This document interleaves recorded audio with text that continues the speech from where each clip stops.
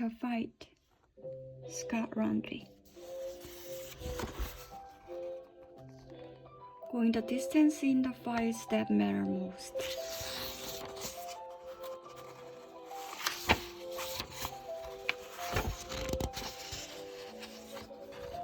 What we do in life echoes in eternity. Maximus Gladiator. The fight forward.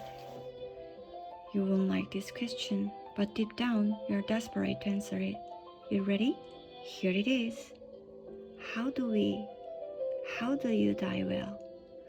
I've sat in hospice with people in their final days.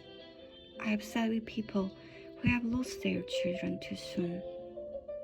I've sat with kids who've lost their mom or dad earlier than expected. I've sat with beautiful people who have a terminal diagnosis and are praying for just one more year. Want to know the secret to dying well? It's pretty simple, but it's hard to do. You die well by living well, one day at a time. You can control how and when your life ends, but you can control how you live it. In fact, after someone dies, we spend less time talking about what they missed and far more time talking about how they lived. So this leads to the question beneath the question. What does it mean to live well? Now we are getting somewhere. And it's why I'm so glad Scott wrote this book. In the Bible, there's a letter to a young man named Timothy, being mentored by a straight shooting entrepreneur Jesus followers named Paul, who said, I've fought the good fight, I have finished the race, and I have remained faithful. 2 Timothy 4:7. Wouldn't it be great to be able to say that end of your life, that's fought well, that you finished well, that through the mistakes and the failures and wins and losses, the punches and the bruises, you are faithful until the bell rang. Take 10 seconds to think about it.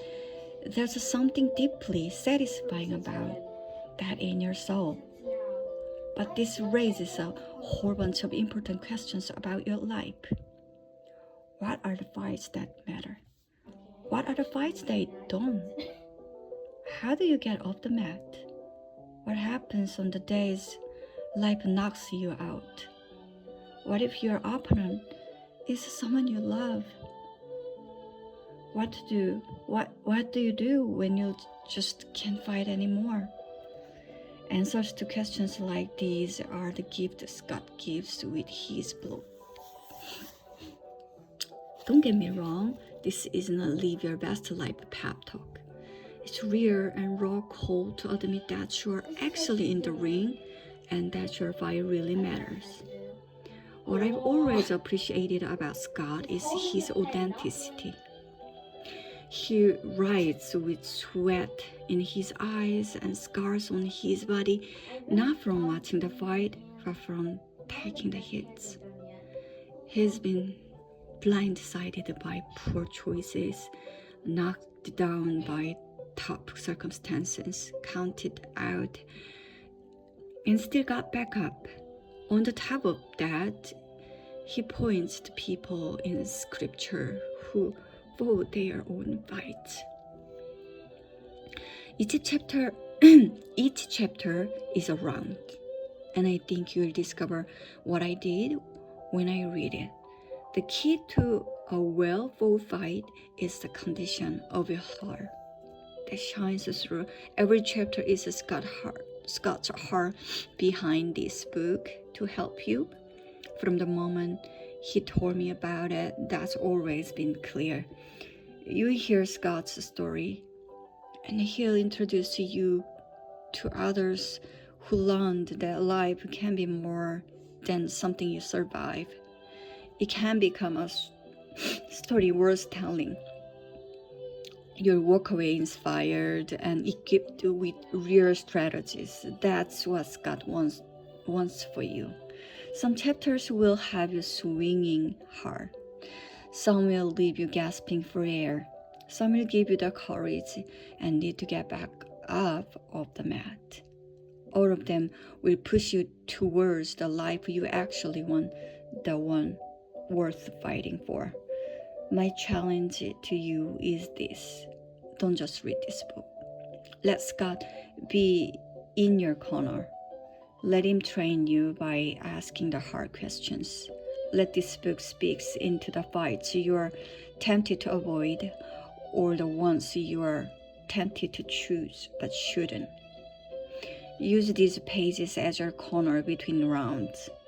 I don't know what rounds you are in or whether you are in the high or low of your fight, but I know for certain that you are in the ring of life because we all are.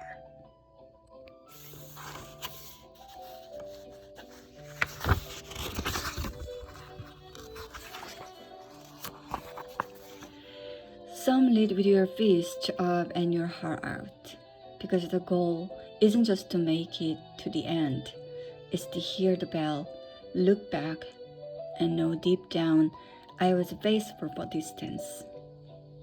Jeff Verdi, lead pastor of Connexus Church.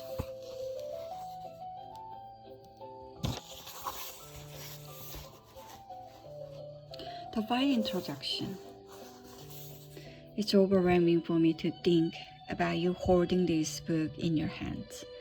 However, this book came into your possession, whether you bought it, received it as a gift, inherited, or even rescued it from a dumpster.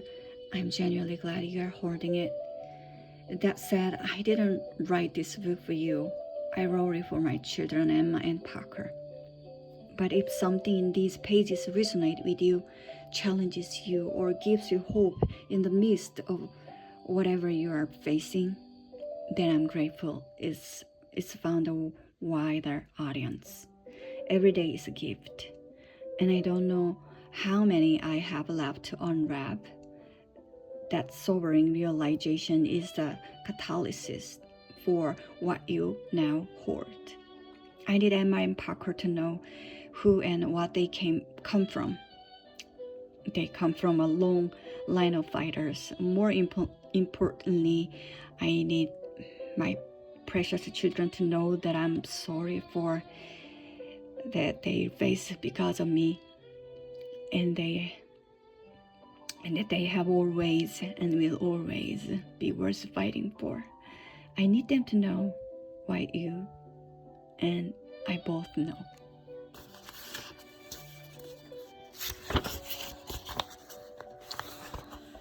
Life is a fight. Life is a way of knocking you down. The older we get, the more hits we seem to take. The worst part is the hits don't all come from the same direction, nor do we always see them coming.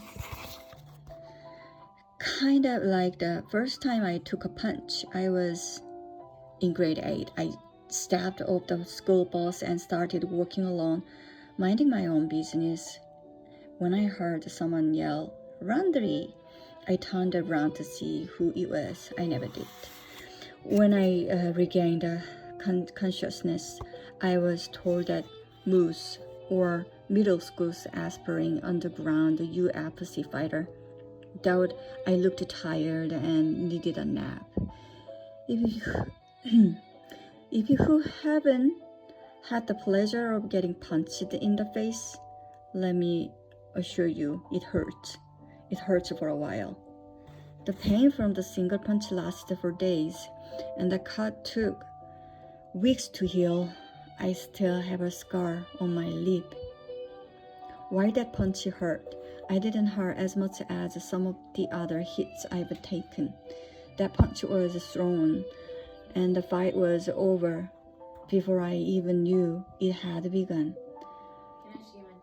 But I've been in fights that have lasted years. I have scars that can be seen that are much bigger than the one on my lip. My guess is, so do you. Life is a fight. It's not just that you've been in a fight, it's that you are in one right now. It's a fight that we don't always see coming, but we feel the toll it takes on us day after day. It's exhausting, it's deflating, it's depressing. It's a fight that keeps you up at night, staring at the ceiling. It's a fight that has you hearing yourself say, I can't take anymore. These hits keep coming. I can't win. Will this ever end? You can find a job, you can keep a job. Another unexpected expenses catches you off guard. The bank balance is sub-zero and your marriage is colder than that. You wish you were married, you wish you had kids, you wonder how to deal with what your kid is dealing with. You can't control your kids. You hope your doctor can control what's taken over you. You wish that addiction hadn't taken over your life and that victory didn't feel so out of reach. You are in a fight, so am I. If you are anything like me, you wish you could isolate the files, deal with them one at a time. That would at least make the fight more manageable. But when you are getting into this fight or finally making it through, you get blindsided by another hit from a completely different direction. And pretty soon, you go into each day on edge, just waiting for what's coming next. We don't see clearly in the fight. Things happen too fast. Doubts betray us. We second guess everything and everyone. Fear, worry, doubt, our emotions enslave us.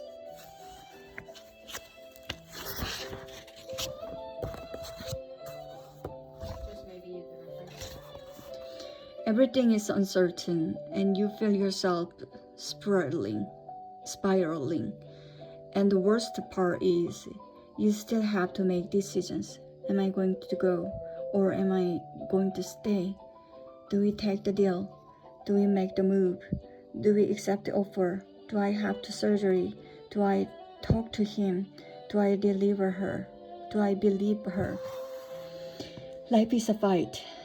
The purpose of this book isn't to convince you that you are in a fight. The purpose of this book is to help you go the distance in the fights you are in right now and the ones you will face in the future. The fights that matter most. In the following pages, I take you into the ring with me. I share some of my own deeply personal experiences, the moments that brought me, refined me, and ultimately shaped me. You will also hear some stories of those I love most, their victories, their heartbreak, and the lessons they learned through blood, sweat, and soul. These are not polished tales of easy faces or perfect endings. They are raw. They are real. They are scared. And they are sacred. I mean sacred. Sacred. Thank you so much. Woven. It's actually sick. Look. Through it all Reference. is a thread of scripture, not as a distant set of teachings, but as a living, breathing guide that has carried me through the darkest round and reminded me where true strength comes from. This isn't just a book about faith. It's a book about fighting with faith. Think of the 12 chapters that follow like the 12 rounds in a championship fight. Each one represents a round in the ring where life hits hard and we are forced to decide whether we throw in the tower or keep swinging. Some rounds you will win, some will leave you gasping for air, some make no mistake. Each one matters. Each round is forming something in you.